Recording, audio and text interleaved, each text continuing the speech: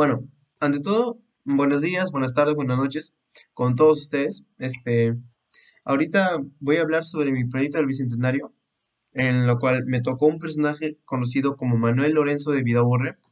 Y bueno, prácticamente para empezar con mi exposición, voy a empezar con su descripción, para que ustedes lo conozcan, así como yo lo conocí. Y bueno, empecemos. Eh, Manuel Lorenzo de Vidaurre es hijo del coronel Antonio Basilio Vidaurre de la Parra y de Manuela Catalina de Encalada y Mirones. Es de una familia acomodada, estudió en dos grandes escuelas conocidas como el Real con Victoria de San Carlos y en la Universidad Mayor de San Marcos. Dos grandes escuelas, la verdad, donde se graduó de bachiller en cánones en el año 1795.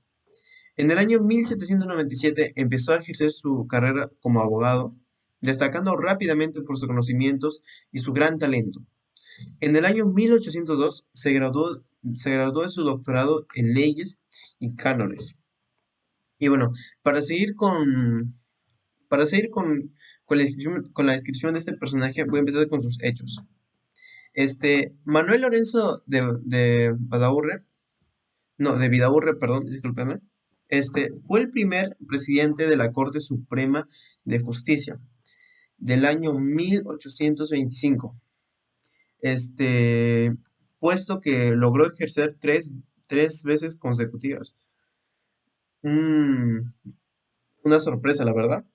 Este, también, también fue presidente del Congreso Constituyente en el año 1827 y ministro del gobierno, y no solo eso, sino que también de las relaciones exteriores en ese mismo año y en el año 1832. También para decirles que fue uno de los precursores reformistas, que también fue un jurista, buen político y por último un ensayista peruano.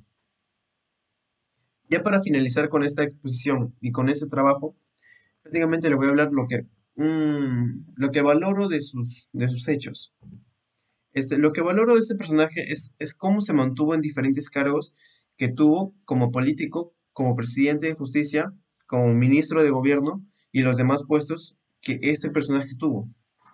Y todos dirán, la razón por la cual lo valoro, prácticamente lo que valoro es cómo se acostumbraba a estos diferentes puestos, porque realmente, este, como digo, primero fue presidente de la Corte Suprema de Justicia.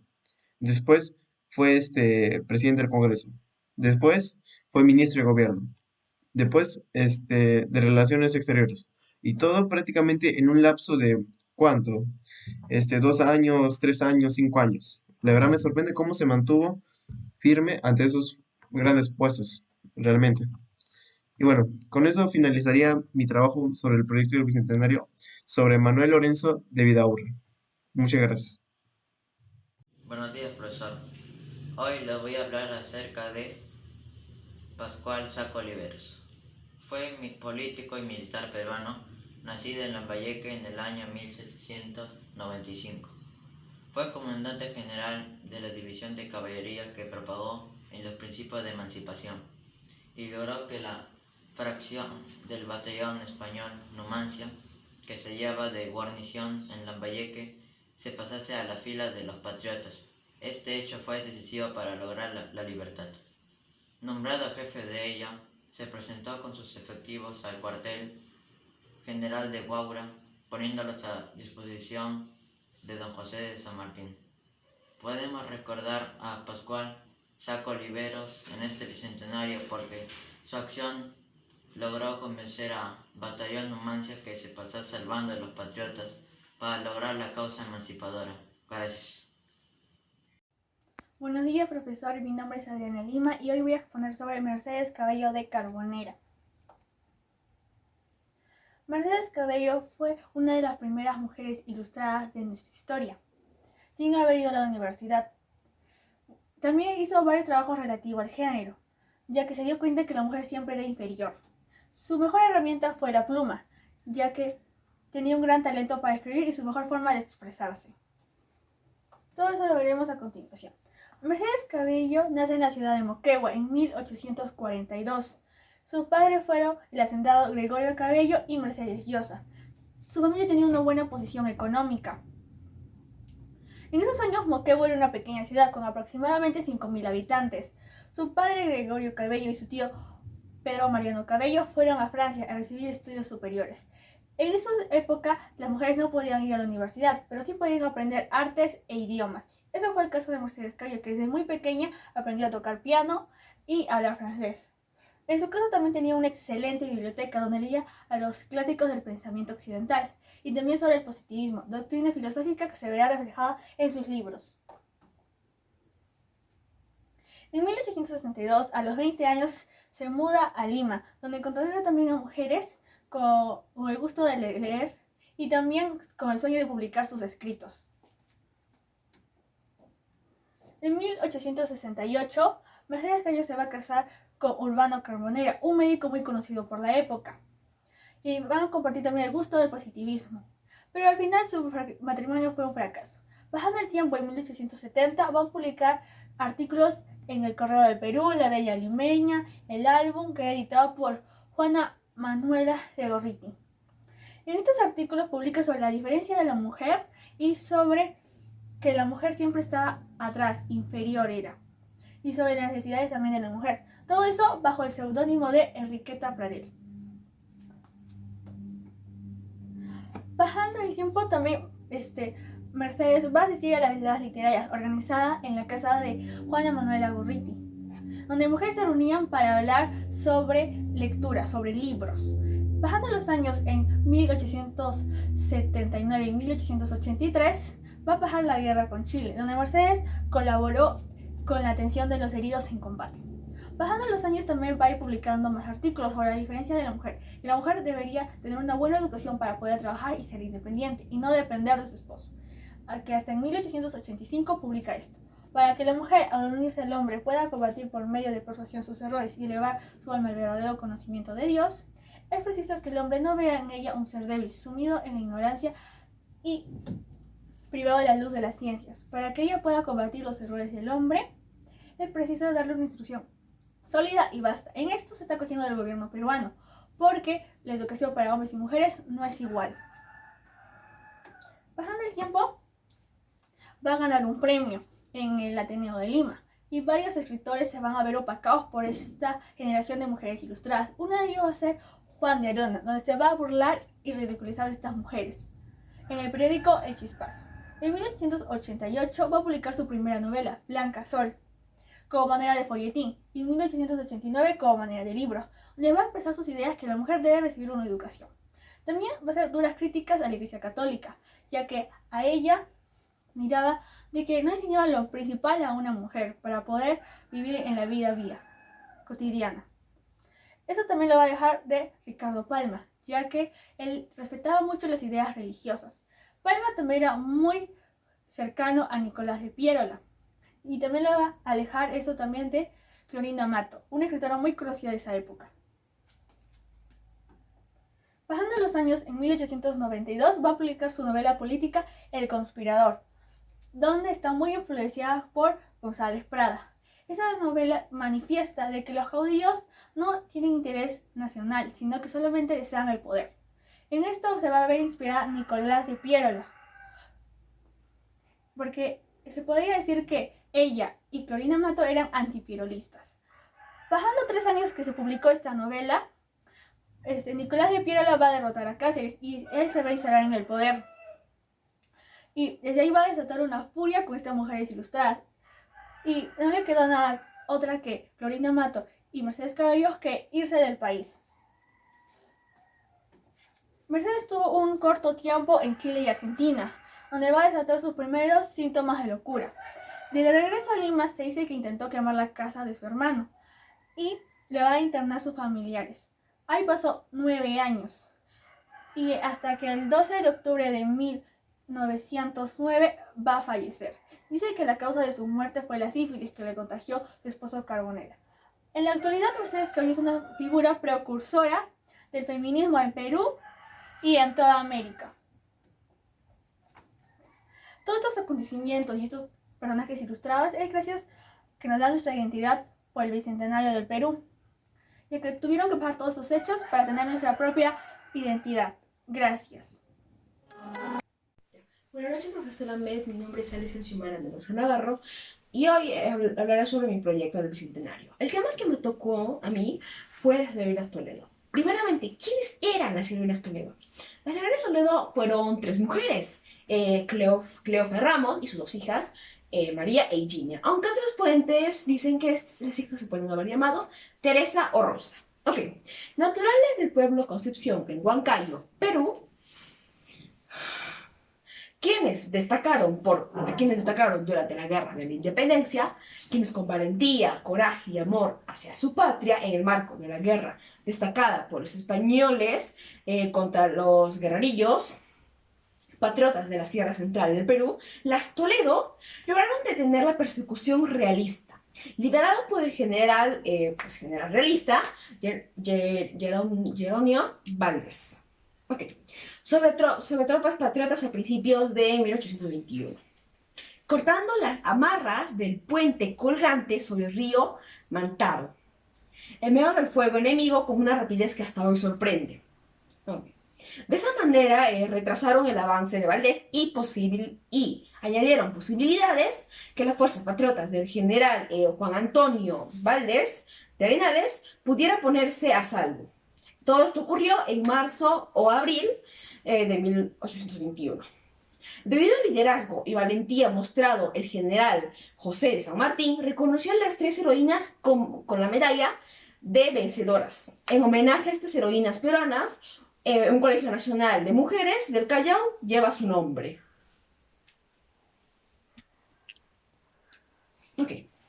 Ahora, ¿cuál fue la hazaña que hicieron las heroínas Toledo para que estén en la historia y sea reconocida? Ok, el 3 de marzo o 10 de abril de 1821, después del fuego cruzado de una orilla a la otra, antes del avance de un régimen de húsares de Valdés, el general Valdés, que empezaron el cruce de 3 mujeres encabezando a los defensores de la Concepción. Lograron cortar las amarras del puente colgante en el río Mántaro. Operación Audaz, que fue ejecutada en medio del fuego enemigo y con tal rapidez que concluyó oportunamente. Los soldados realistas que temerariamente avanzaban ya por el puente se hundieron de este al río Mántaro. Los patriotas lograron así ganar tiempo para retirarse y evitar acorralamiento o evitar ser acorralados. Y Valdés tuvo que buscar otro pasaje para cruzar el río Mántaro. Cuando al fin los realistas entraron a la Concepción, la encontraron casi despoblada y Valdés ordenó que fuera incendiada. Sus defensores se retiraron hacia la selva.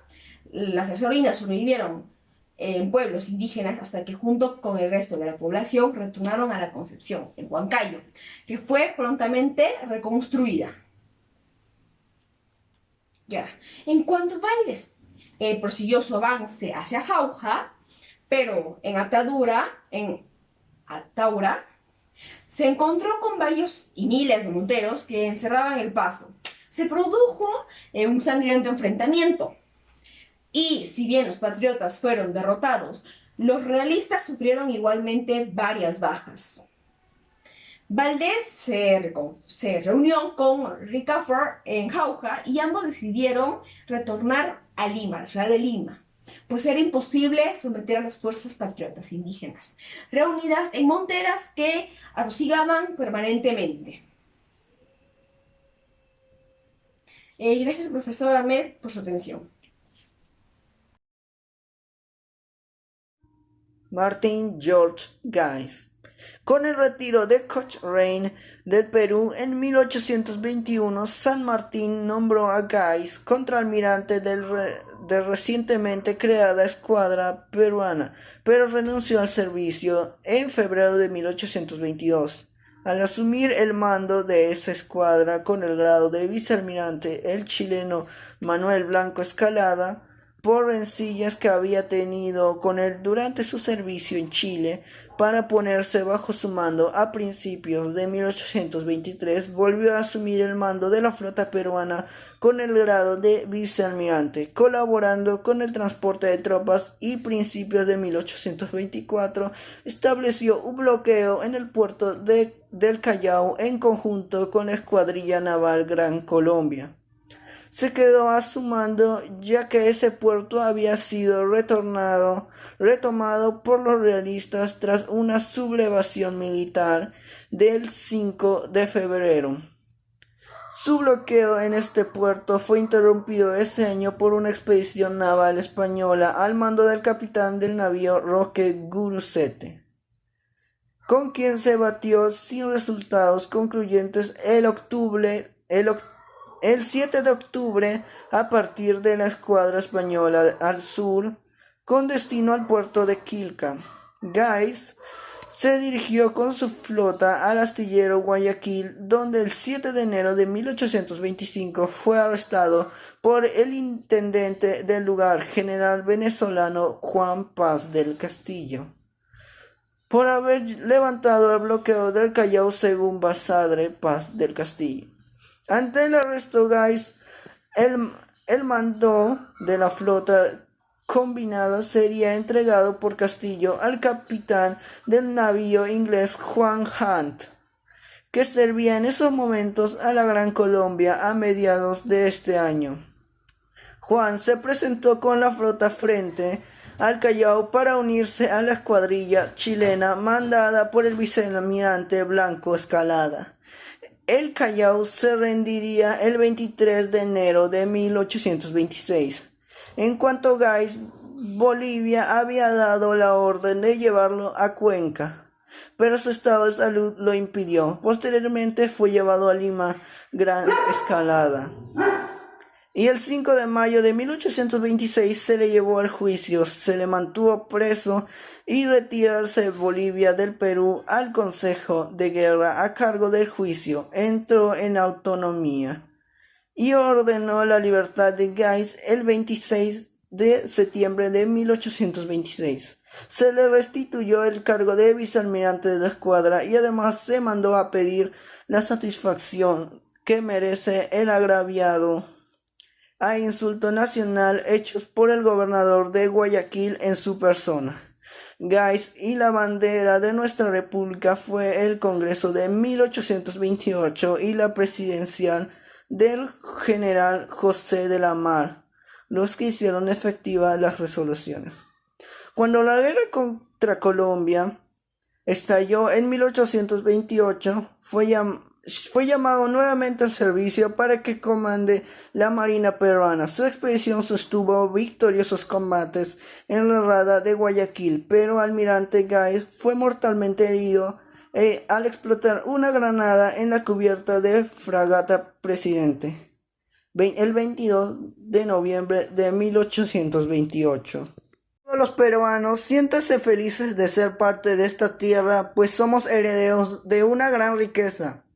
Feliz 28 de julio a todo el Perú. Hola, mi nombre es Angie Arroyo y el día de hoy hablaré sobre una intelectual peruana, periodista y escritora, que defendió los derechos de la mujer y de los indígenas a pesar de vivir en una sociedad machista y conservadora.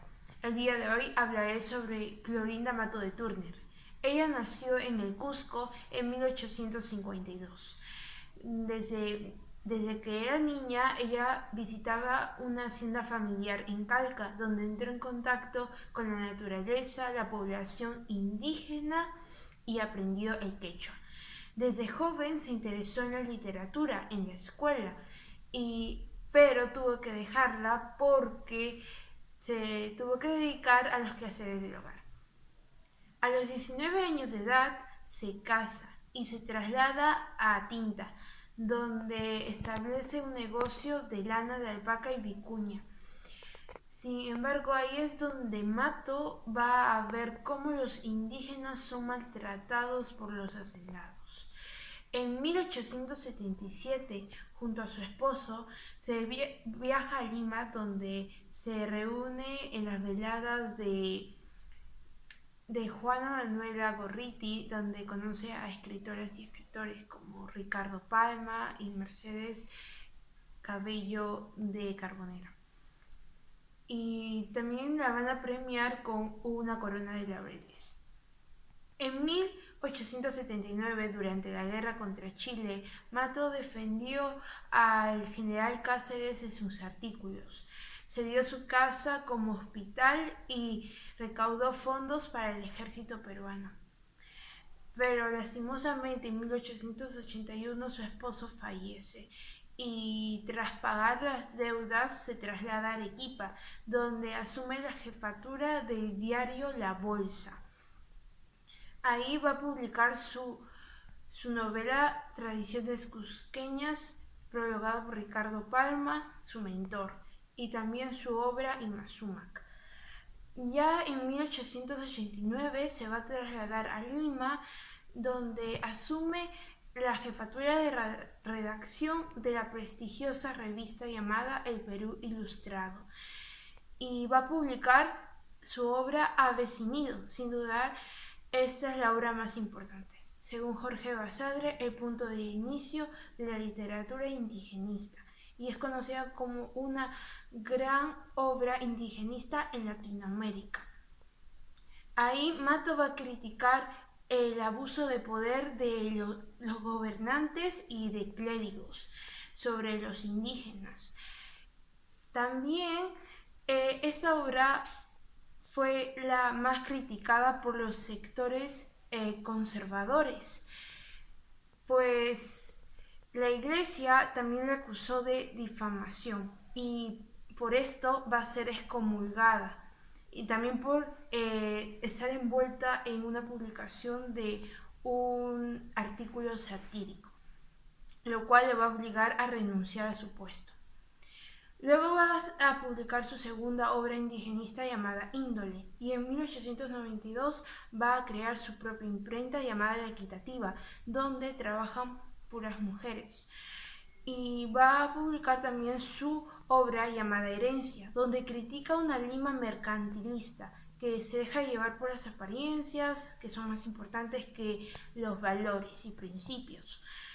Luego, en 1895, tras un golpe de estado de Pierola, rival político de Cáceres, su imprenta va a ser destruida y va a ser desterrada, y va a ir a Argentina, donde pasará sus últimos días.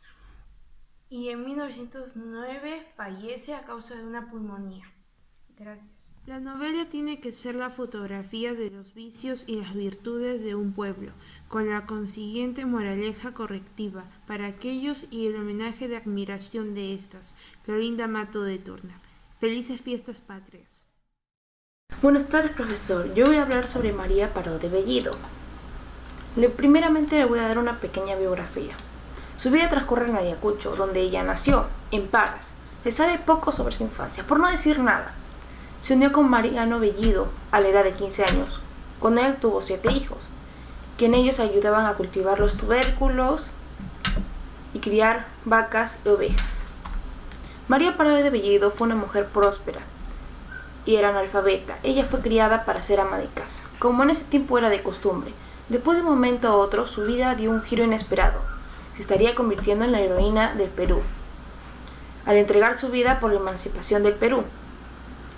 Situación política y social. En esa época éramos gobernados por los españoles, lo cual quería alcanzar la independencia política. María Paró de Bellido luchaba por nuestra libertad. Tenía esperanzas de que nuestro país pueda mejorar.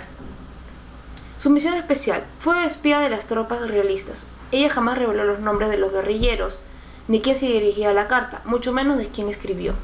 Su silencio fue castigado con una orden de fusilamiento, por escarnecimiento y ejemplo posteriores, por haberse rebelado contra el rey y el señor del Perú. Aporte histórico. Fue espía de las tropas realistas, como ya expliqué, y jamás reveló sus nombres. Entregó su vida por esperanzas de mejorar nuestras condiciones de nuestro país. Es una heroína porque, sin importar lo que pudiera pasar, ella nunca reveló los nombres, todo por nuestra independencia y libertad.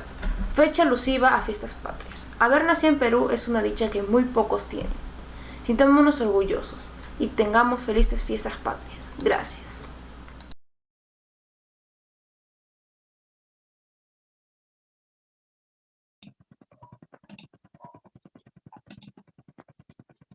Buenas tardes, profesor. El día de hoy voy a presentar el proyecto Bicentenario. Voy a hablar de doña Brígida Silva de Ochoa. ¿Quién fue doña Brígida Silva de Ochoa? Fue una mujer patriota que regó su vida en los años previos a la independencia de nuestro país. Además de la bibliografía oficial, son muy breves las menciones que se hacen de este personaje. Doña Brígida Silva de Ochoa compartía el probado patriotismo de toda su familia. En 1785, a los 18 años, se casó con el caballero cusqueño Francisco Ochoa Camargo, a quien imbuye su amor patriota, de tal manera que alentó a los auxilios de su esposa, brindaba a cuantos cayeron en prisión durante la lucha de la libertad. Prestó especial protección a los patriotas presos en España, por su complicidad en el frustrado levantamiento de Aguilar y Ubalde en el Cusco. Cuando fracasaron los planes de su hermano para formar una junta de gobierno, pretendiendo anular la autoridad de Abascal, ella fue quien sirvió de intermediario para llevar y traer las comunicaciones entre los patriotas, situados en las inmediaciones de la capital, para que estuviera al tanto de los movimientos de los realistas que se apresaban para el combate. Esta labor patriota era un tanto más difícil en aquellos días, cuando que, como es sabido, el virrey Abascal imprimió severa vigilancia en su ya tambaleante dominio virreinal y se daba maña para descubrir la más mínima labor libertaria. Pero nuestra heroína tenía entrada en todas partes, porque nadie se atrevía a sospechar de ella. Por lo mismo, el mayor de sus hijos, Manuel Ochoa, prestaba sus servicios como oficial del cuerpo de artillería, acuartelado en Santa Catalina, al servicio del rey. Esta circunstancia le hacía insospechable y se le permitía la entrada franca al cuartel donde estaba prisionero su hermano, el coronel don Regimio Silva. Fue así como los patriotas tenían una noticia diaria de cuánto se disponía para sofocar el anhelo de la libertad. Ella contribuyó a los jefes de la escuadra optaran por un movimiento rápido que contribuyó a la victoria de Maipú. Ella fue el enlace entre los patriotas y el coronel Torres en 1807. Ella fue la que facilitó la evasión del párroco de Sica, José Medina, pues el fracaso de los sucesos de Alto Perú, por lo que fue conducido a prisión su hijo menor, José Ochoa, que de la misma calidad espartana de su madre, no declaró el lugar donde sepultó su hermano, José María Ochoa, y los hermanos de doña Brígida. En 1810, ella transmitió la palabra de orden de Anchoris y al cura Tagle. Este último, refiriéndose al patriotismo de doña Brígida, decía: ojalá todas las mujeres de su sexo hubieran coadyuvado para ella a formar la opinión pública y el patriotismo acendrado y el odio profundo a la tiranía. Ofreció a su patria los más eficaces servicios, sirviendo a aquellos que encerraron en oscuras prisiones y en inmundos calabozos esperaban que alumbre el sol de la libertad, para que se abrieran las rejas que los guardaban. Sacrificó el último centavo de su fortuna proporcionando víveres y vestidos a los prisioneros. Declara la independencia, la Junta de Purificación declaró que doña Brígida Silva de Ochoa había prestado grandes servicios a la causa de la patria y por decreto del 11 de diciembre de 1822, firmado por el general José de San Martín, fue declarada patriota, concediéndole diploma posteriormente y la divisa de patriotismo. Falleció en Lima a los 83 años después de la ancianidad gloriosa, pero dolida por su situación económica, pues se le había conseguido una pensión de 30 pesos que nunca fue pagada con puntualidad. El Ministerio de Educación ha hecho justicia de su memoria. El Colegio Nacional de Mujeres de Chorrillos, que lleva su nombre, es el monumento perdurable de su gloria. Una frase para este bicentenario: a todos los peruanos siéntanse felices de ser parte de esta tierra, pues somos herederos de una gran riqueza. Felices 28 de julio a todo el Perú.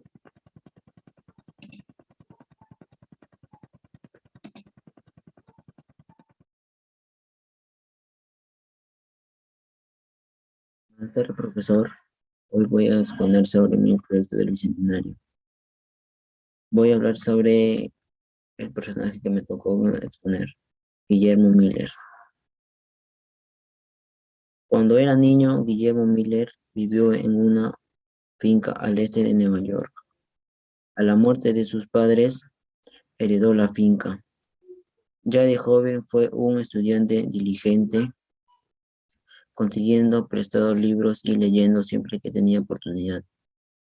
En la noche, después que sus padres se retiraban, se levantaba en silencio, tomaba un libro, se acostaba frente a la chimenea y estudiaba.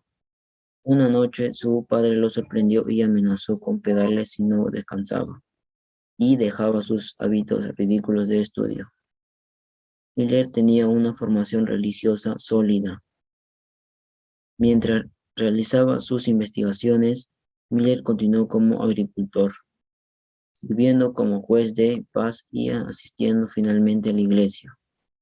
Aparte tuvo 8 hijos, 6 varones y 2 mujeres, con su esposa Lucy Smith Miller. A lo largo de su vida logró ser gran mariscal del Perú, ministro de guerra y gobernador del Callao. Jugó un papel importante de apoyo al Perú para lograr su independencia y estabilidad durante sus primeros años. Miller luchó en las guerras peninsulares y luego en la guerra de 1812 contra Estados Unidos. Renunció a la milicia luego de la batalla de Waterloo y probó suerte como empresario. A sus 20 años ya terminadas las guerras napolitanas, Miller, tras pasar 5 años de su vida peleando, decide poner sus habilidades de artillero al servicio de la causa emancipadora. Tras largos años, en 1859 decide retornar hacia Perú y Chile a reclamar algunos beneficios que les debían ambos gobiernos. Luego, en 1861, mientras retornaba en barco hacia Inglaterra, muere. Fue enterrado en el cementerio británico en el Callao y luego fue trasladado al Panteón de los Héroes en el cementerio Presbítero Maestro.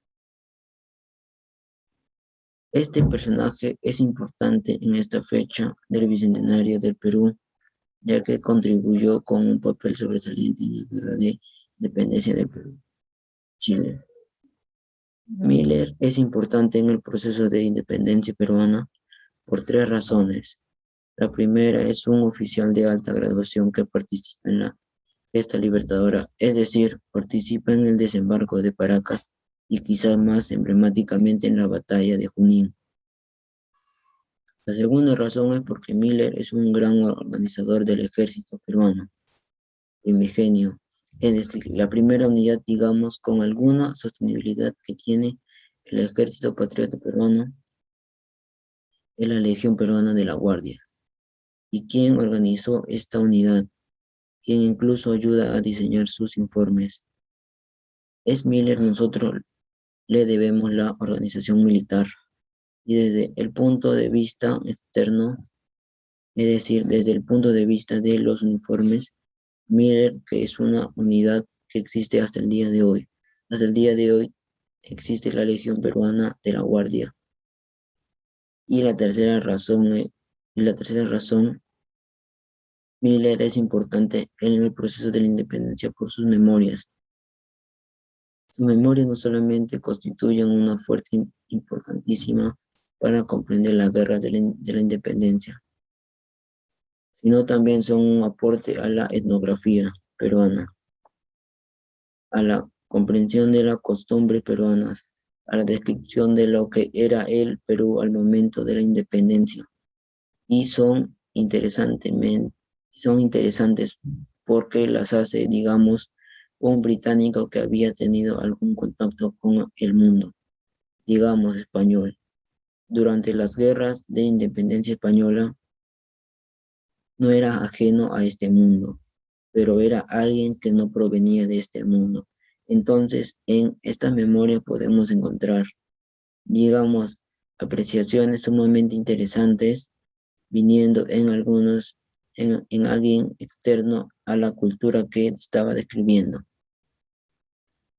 Ahora voy a dar una frase a las fiestas patrias o al bicentenario. Feliz día, mi querido Perú. Siempre te llevo en mis recuerdos. Soy orgulloso de haber nacido en esta tierra. Muchas felicidades a todos los peruanos. Felices fiestas patrias. Que vive el Perú. Gracias. Buenas tardes, profesor. Hoy me toca exponer sobre Ana Tomasa Tito Condemaita. Ana Tomasa Tito Condemaita nació el 3 de julio de 1740 en Ancomayo, al norte de Cusco. Fue bautizada con el nombre de Tomasa porque nació el día religioso del Santo Tomás, apóstol. Como es costumbre, le ponen el nombre del santo al recién nacido. Es descendiente de la nobleza incaica, por lo que era dueña de tierras, animales y del cacicazgo de Acos en el Cusco durante los años del Virreinato del Perú. Es una mujer de linaje y gran poder económico. Fue hija de Sebastián Tito Condemaita, alcalde del Ayu Tito Condemaita, y su mamá Alfonso Hurtado de Mendoza.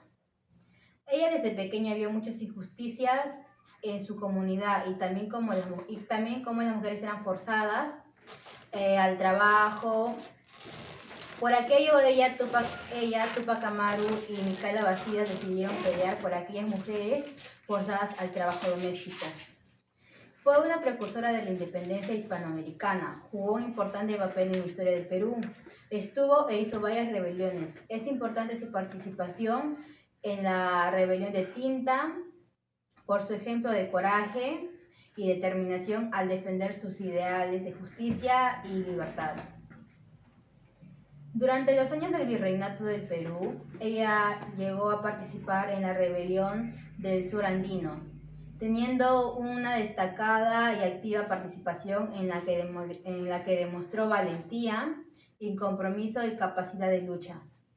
Tomasa Tito Condemaita fue parte de la multitud de las personas que pelearon junto a Tupac Amaru II en la recordada batalla de Sangrará del 18 de noviembre de 1780, que fue el triunfo para los insurrectos cusqueños y dio paso a un periodo de enfrentamiento con el poder virreinal, más a 40 años antes de que José de San Martín proclamara la independencia del Perú. Durante los días de la rebelión, muchos hombres de esta zona se habían ido a pelear junto a Tupac Amaru II. Ante esto y en tras de contraataque virreinal hacia el Cusco, Tomasa y un grupo de valientes mujeres decidieron salir a defender sus pueblos, además de demorar el paso del ejército realista. Este grupo de aguerridas mujeres pasó a ser conocido como la Brigada de Mujeres de Soldados. Ellas defendieron el puente de Pilipinto de la incursión de los huestes realistas con hondas, huaracas, palos y con los pocos recursos que tenían a su disposición. Durante la rebelión le escribió muchas cartas a Micaela Bastida para pedirle que se cuidara y también para darle ánimos. En una de ellas le decía: continuaré hasta donde sea posible, ni mis mujeres ni yo dejaremos tranco de huellas sin cubrir. El invasor no pasará sino sobre nuestros cadáveres. Anima a Tupac Amaru y tú no te desesperes. Fue así que se dio la batalla de Pilipinto, el 26 de noviembre de 1780, la cual pasó a la historia como un triunfo de las mujeres cusqueñas contra el ejército colonial. Tomasa Tito Condemaita fue capturada a las afueras de españolas junto a Micaela Bastidas, Tupac Amaru II y otros hombres y mujeres que ayudaron en la rebelión del Perú.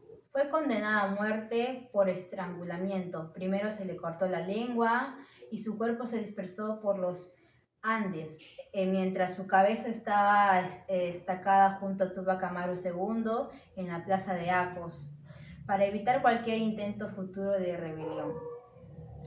Perú, tierra de grandes guerreros que no se dejan vencer por la adversidad. Felices fiestas patrias, gracias.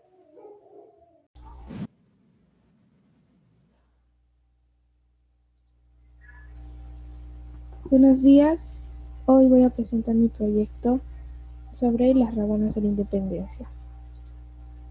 Primero vamos a hablar Perú en el siglo XIX. El siglo XIX es un siglo problemático para la historia y la conciencia nacional peruana. Es el siglo en el cual se consiguió la independencia de España y se construyeron los fundamentos del Estado-nación, es decir, del Perú actual. La República Liberal nació al igual que la libertad individual, tanto en la política como económicamente. Sin embargo, generalmente en el siglo XIX no es considerado una época gloriosa de la historia nacional. Al contrario, se critica que no había verdadera independencia, ya que el país dependía totalmente del extranjero debido a sus estrechos vínculos económicos con países europeos sobre todo. La República Liberal se supone que no existió en realidad porque la sociedad peruana mantenía muchas estructuras del sistema colonial. Por eso, se distingue entre un Perú oficial y un Perú profundo. Mientras el primero solo existía en los discursos de leyes, el segundo era el Perú real. Ahora voy a hablar de las rabonas. La palabra rabona esconde los nombres de miles de mujeres anónimas, mujeres que sin darse cuenta ayudaron a marcar la historia. Son personajes durante el siglo XIX que acompañaron al ejército peruano. Su existencia llamó la atención en la Guerra de la Independencia. Algunas de sus actividades incluyen la preparación de alimentos y el cuidado de los soldados heridos. Eran el complemento del soldado peruano para poder combatir contra el enemigo. En la mayoría de los casos, cada soldado era acompañado de una rabona que le preparaba la comida en los cuarteles como en los campamentos. Así también se encargaban del lavado de la ropa como su limpieza. Las rabonas fueron mujeres ejemplares, luchadoras, muchas de ellas acompañaban a su marido soportando con santa resignación todas las penas y fatigas de una larga jornada por caminos escabrosos. Cuando algún cuerpo está en marcha, las rabonas van a su retaguardia y caminan al igual de la tropa. Y esto no es solamente ahora que hay ferrocarriles y anchas carreteras, sino que también en las épocas y tiempos en que no se contaba con tales adelantos y facilidades. Yo creo que las rabonas tienen que ser reconocidas por su coraje. Eran ejemplares y luchadoras porque no les importaba el peligro en el que se exponían acompañando a sus maridos. Es admirable pensar que además de llevar esta vida de muchos peligros, cumplían sus deberes de maternidad. Es decir, es una admiración todo lo que pudieron resistir hasta estos momentos. Un reconocimiento es la que refiere sorprendida Flora Tristán en Peregrinaciones de una paria. Muchas gracias por su atención.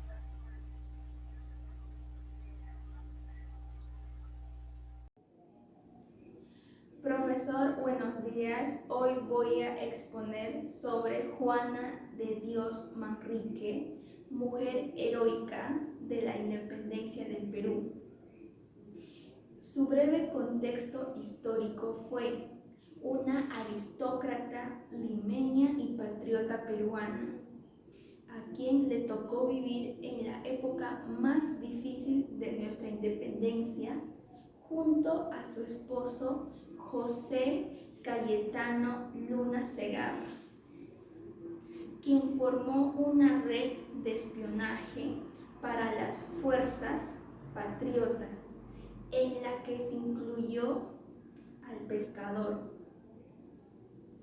Su hecho histórico fue durante la etapa de consolidación de la independencia peruana, donde ocurrió motín del Balconcillo, que era un golpe de Estado en el año 1823, cuyo resultado fue la disolución de la Suprema Junta Gubernativa del Perú y la proclamación de José de la Riva Agüero, quien le llamaron el primer presidente de la República.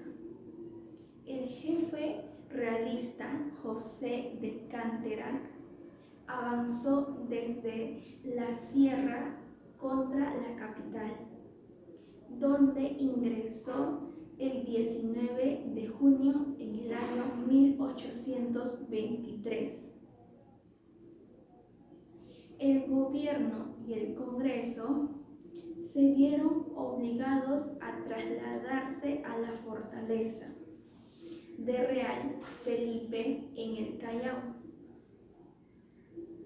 También se encontraba el general gran colombiano Antonio José de Sucre, quien fue enviado del libertador Simón Bolívar con una avanzada de su ejército. Pero Sucre necesitaba comunicarse con los patriotas de Lima. Pero Juana de Dios Manrique, que era la sobrina de Antonio Riquero, antiguo contador mayor y uno de los refugiados en el Callao. Pero este personaje era el nexo con Sucre, quien recibía la correspondencia de Sucre desde el Callao por el medio de José Olaya, debido a su frágil estado de salud. Ella fue interrogada en su casa sin obtener ningún resultado, pudiendo encubrir la organización insurgente. Valorar el aporte histórico del personaje. Ella da un ejemplo de lealtad y sacrificio, puestos al servicio de la patria, quien Simón Bolívar llamó como la patrona de Lima. Ella era la única mujer que se jugó por la vida, por la patria, cuyos restos reposan por la ley número 23599 del Congreso de la República. En el año 1983, en el Panteón de los Próceres, declarándose que merece la gratitud nacional por los servicios que prestó junto con el héroe José Olaya Balandra. Nuestro país ha visto nacer hombres y mujeres que han hecho historia. Que viva el Perú. Muchas gracias, profesor. Francisca Zubiaga y Bernales, más conocida como la Mariscala Doña Pancha, esposa del dos veces presidente del Perú, Agustín Gamarra, aguerrida y valiente. Francisca Zubiaga y Bernales fue una mujer que desafió a los hombres de su época. La Mariscala fue la primera política de nuestro país. Su prototipo de guerra le permitió encabezar tropas, negociar tratados y enfrentarse a sus transgresores. Era orgullosa, firme y capaz de imponer respeto a todo lo que lo rodeaba. En 1836, el Perú estaba en progreso de formar un solo Estado independiente, una sola y poderosa nación confederada, la Confederación del Perú Boliviana. Fue establecida bajo el mando supremo del mariscal Andrés Santa Cruz, quien asumió el cargo de defensor de la Confederación Perú Boliviana, a medida que el mandatario de la República Boliviana en 1829 y 1828, Zubiaga acompañó a su esposo en la invasión peruana y boliviana y lo apoyó durante su primer gobierno en 1829 a 1833. Derribó al vicepresidente Antonio Gutiérrez de la Fuente, acusándolo de conspirador, y apoyó al golpe de Estado general de Pedro Pablo Bermúdez. En 1831, después de que Gamarra se fuera al sur en una respuesta del conflicto con Bolívar, el vicepresidente Antonio Gutiérrez de la Fuente estaba a cargo del comando. La mariscala acusó al personaje de conspirar contra su esposo y lanzó el golpe de Estado en su contra. Ella personalmente llevó a las tropas a perseguir a la fuente. En el techo cerca de Lima, hasta el fugitivo encontró refugio en un barco extranjero anclado en el Callao, escapando disfrazado de mendigo a Chile. 1833, la mariscala ordenó que se castigara físicamente a un periodista que habló mal de ella, y también castigó personalmente con un látigo a un funcionario del Estado, que decía que había tenido un encuentro. En 1834, en la guerra civil con Orbegoso, Zubiaga pasaba por las calles de Lima dando tiros al aire para sentir su presencia, exigiendo a la gente que le dé su apoyo, que como ya estaba predicho, no sucedió. Restaurando el orden constitucional, todo el país acató la autoridad legítima de Orbegoso, quien por segunda vez retornó triunfante a Lima. Por su parte, Gamarra y su esposa, que se hallaban en Arequipa, fueron sorprendidos por una sonada popular que los hizo poner en fuga. 1835, la mariscala disfrazada de clérigo, porque todo el mundo la conocía, se vio obligada a saltar de la azotea de un patio, para luego embarcarse secretamente con destino a Chile, donde fallecería de tuberculosis, contando apenas con 31 años. Su último pedido fue que le arrancaran el corazón y que se lo llevaran a Gamarra. Un día hubo una sublevación en un cuartel, y ese día no estaba Gamarra. La mariscala molesta se montó su caballo, agarró un látigo y se fue al cuartel para ver qué estaba pasando. Se encontró una turba que estaba haciendo desorden. Se dice que la mariscala se fue al balcón y gritó. No se sabe lo que dijo exactamente, pero se conoce que todo el tumulto se quedó callado ante el miedo de la mariscala y se dispersaron. Gracias. Buenos días a todos los presentes. Mi nombre es Valerie Coro Rojas y hoy voy a hablar sobre Manuela Sáenz. Mi país es el continente de América, aunque haya nacido bajo la línea del Ecuador. Bueno, ella nació en 1797 en la ciudad de Quito, Ecuador, y falleció en el año 1856 en la ciudad de Paita, Perú. Ella fue una mujer que ingresó a la esfera política y fue dejada por su madre en un convento de élite. Y bueno, ahí estuvo hasta finales de su adolescencia, hasta que recibió una petición del padre para que se pueda casar con un comerciante inglés y después trasladarse a la ciudad de Lima. Ella se acercaba más al bando independentista, ya que ella quería tener algún tipo de privilegio por un hermano que quería ingresar a la posición militar. Y bueno, es donde ella empieza a crear sus propias opiniones y empieza a ser más activa en este mundo. Y así la reconocen como con otras 100 mujeres más en la Orden del Sol de Perú, justo antes de conocer a Bolívar. Bueno, también participó activamente en la independencia del Perú. Se adquiere a la causa, bueno, ya esa parte de ahí.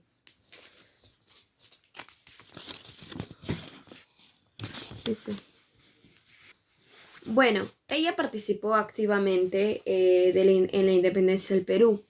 Se adhirió a causas patriotas en 1819 y vistió el uniforme militar, aprendió a usar armas y además combatió bajo las órdenes de José de Sucre en las batallas de Junín y Ayacucho. Estas son las mismas causas que... de nuevo.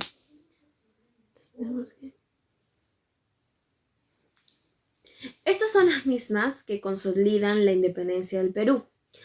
Su participación en la división de los usuarios y vencedores motivaron su ascenso a coronela del ejército de Gran Colombia.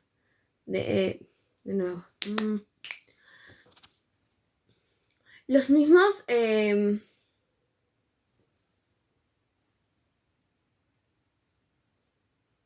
las mismas que consolidaron la independencia del Perú. Su participación en la división de los usuarios y vencedores motivaron a su ascenso a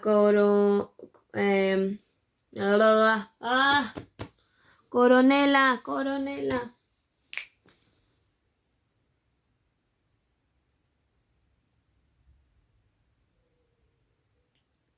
las mismas que consolidaron la independencia del Perú. Su participación en la división de los usuarios y vencedores motivaron a su ascenso a coronela del ejército de Gran Colombiano. Jamás me harán ni vacilar ni temer. Como dato, su participación política viene antes de conocer a Bolívar y se mantiene después de haber terminado una relación con él. En 1822, Manuela Sáenz coincide con la llegada de Bolívar a Quito. Y bueno, pues ella le tira una corona de laureles desde su balcón. Y en la noche tuvieron un baile de salón. Y ahí es donde se conocieron y ahí es donde Manuela se convirtió en la archivera personal de Bolívar. Bueno, ella participó como asesora dentro del círculo más íntimo de Bolívar.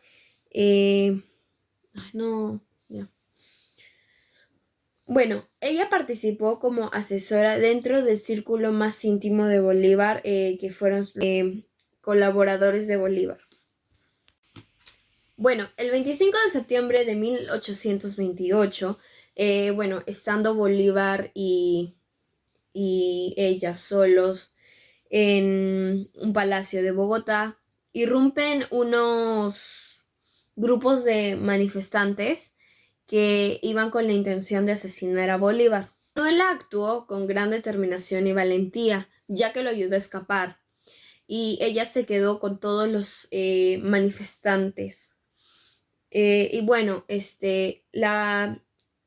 La interrogaron y al ver que ellos estaban siendo engañados por Manuela, ella recibió violencia física y espadazos. Bueno, tras la muerte de Bolívar, ella fue exiliada de Ecuador y Colombia, así que ella decidió refugiarse en Paita. Y bueno, ahí ella se convierte en una figura muy prominente y recibe visitas como de Ricardo Palma y de Germán Melville. Y bueno, Ricardo Palma le dedica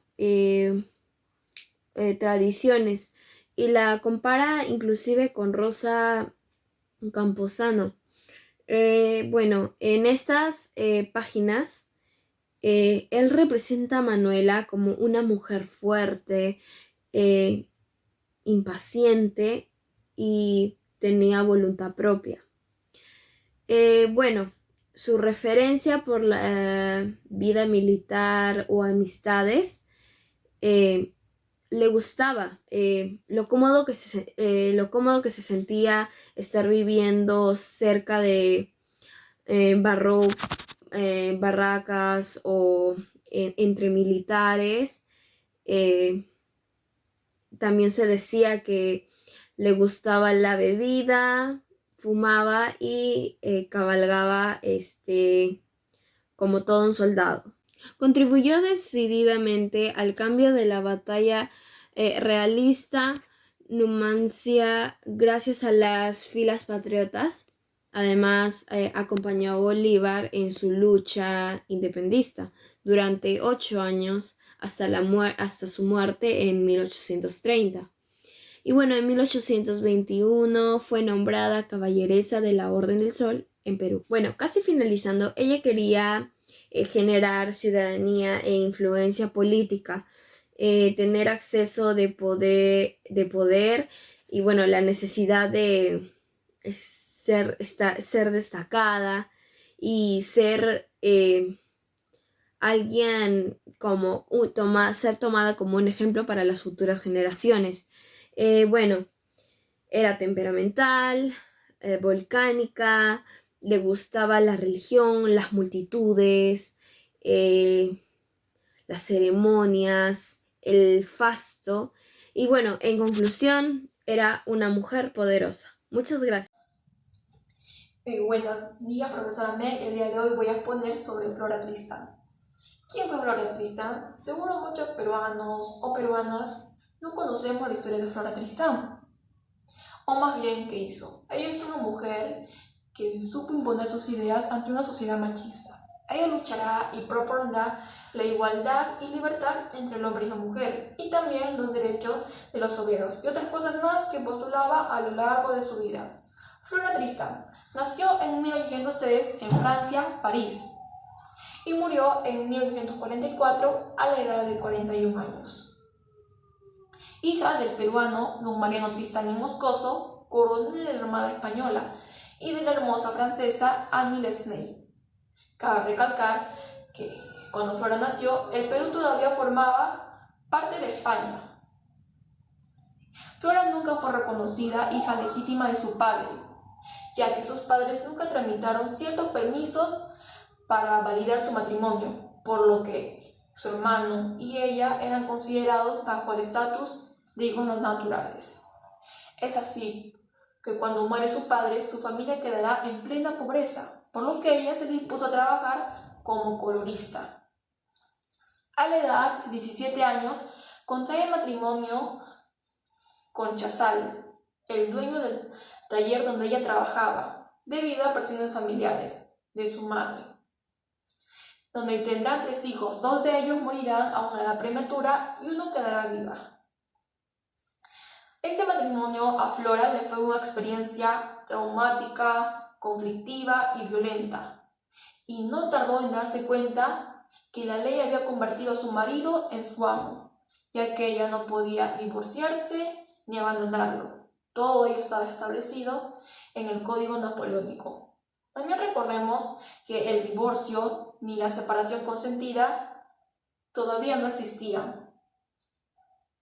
Sin embargo, ella lo abandonará, convirtiéndose automáticamente en una delincuente, y le traerá muchos problemas a futuro. En 1825 trabaja con una familia inglesa, viajando por toda Europa.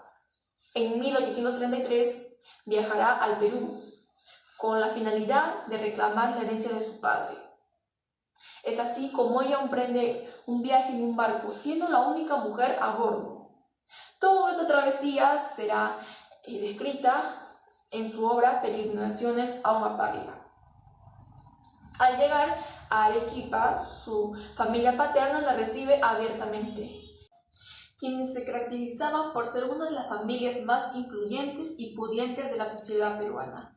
A los pocos días, su tío le regalará una esclava, a lo que ella desconoce esa institución, ya que recordemos que en Francia aquello había desaparecido, gracias a las ideas ilustradas.